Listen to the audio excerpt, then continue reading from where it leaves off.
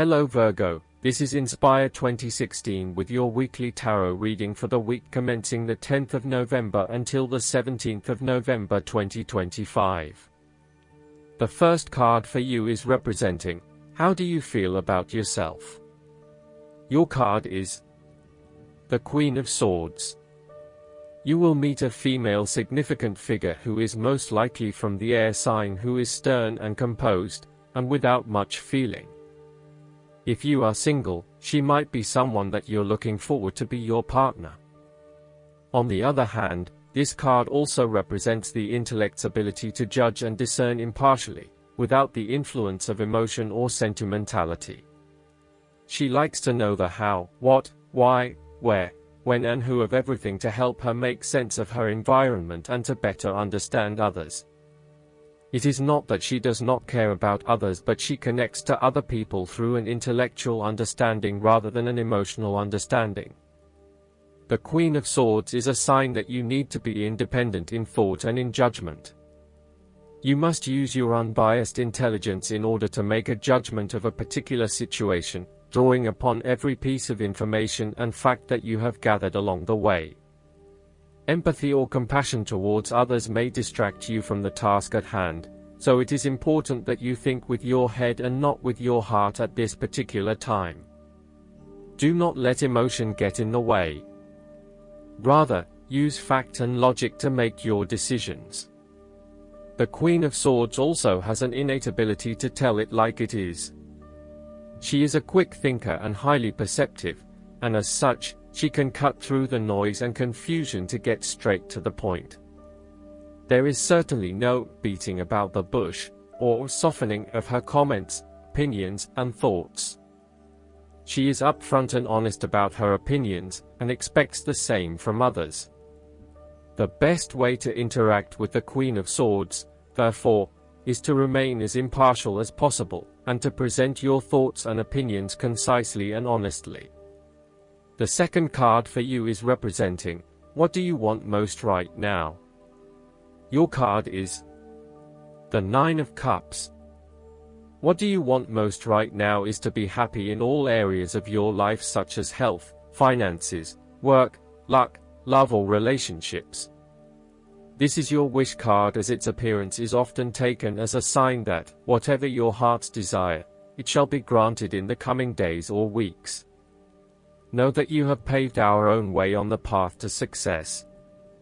As a Cups card, the 9 usually refers to an emotionally fulfilling situation, such as the strengthening of a romantic bond, the solidification of a friendship, or the consummation of a sexual relationship. It shows that joy and happiness are within your grasp. In fact, you probably already have them.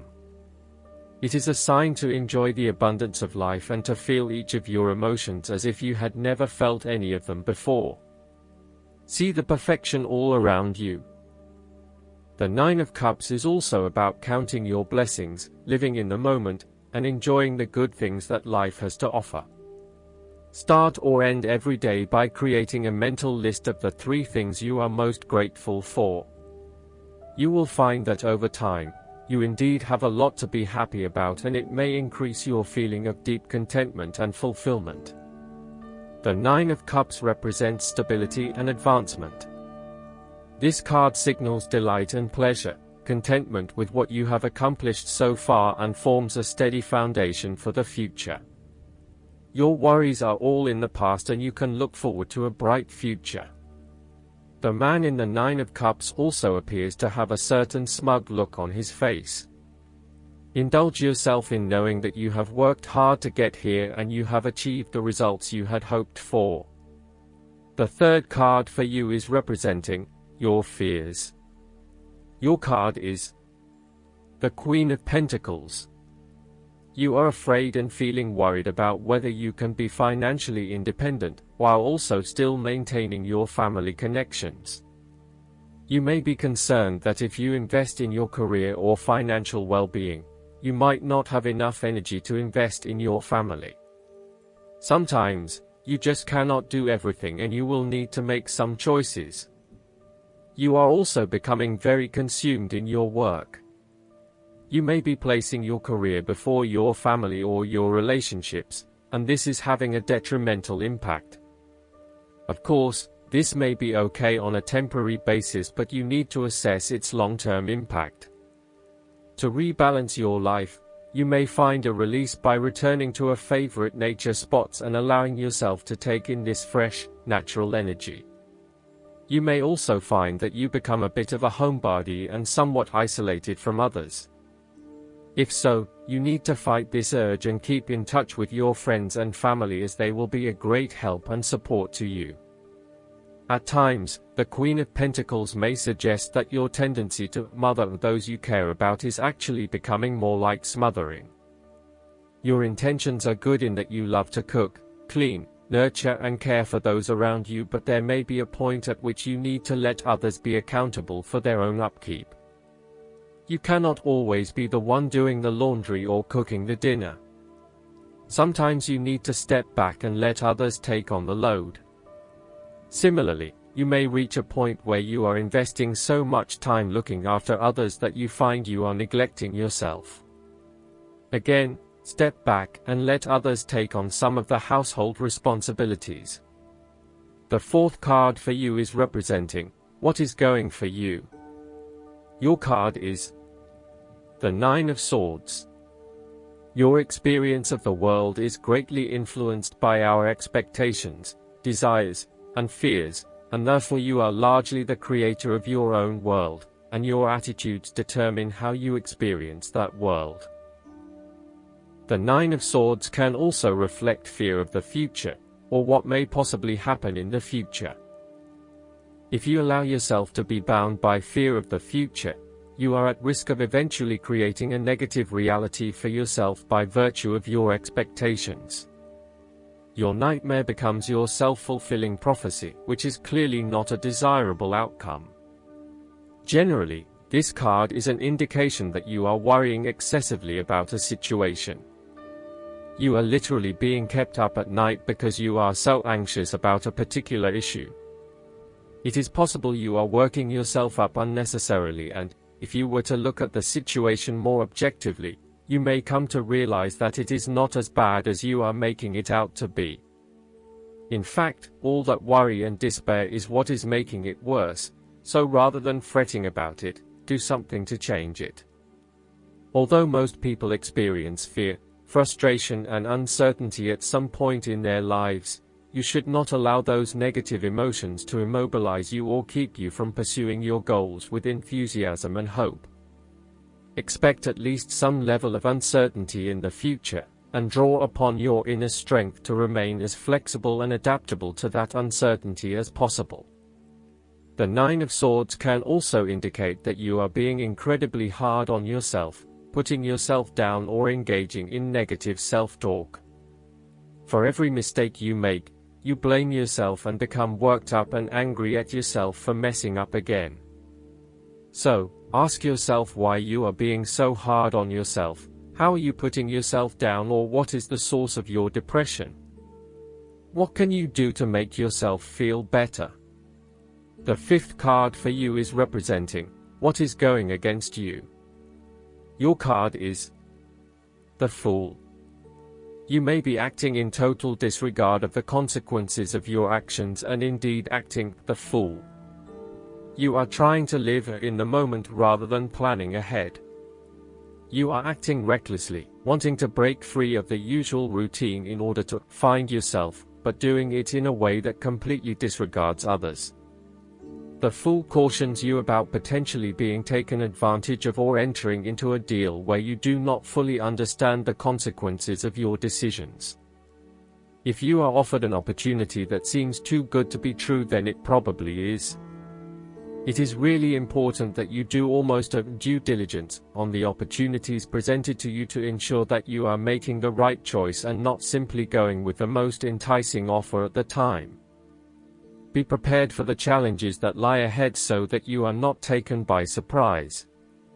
Do your research and make sure you are well prepared for critical events, such as job interviews, applications, presentations, and meetings. You might not want to be placed in a work situation where you are completely out of your depth and have no clue what you are doing. You want to feel at least competent, that you know what you need to do, and you most certainly do not want to look like the fool or the newbie on the block.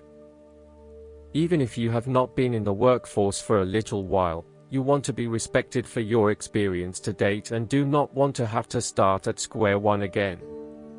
The nature of your relationship is highly changeable and uncertain, with spontaneity taken to a whole new level. You may be unsure about where the relationship is heading and whether you can safely depend on your partner.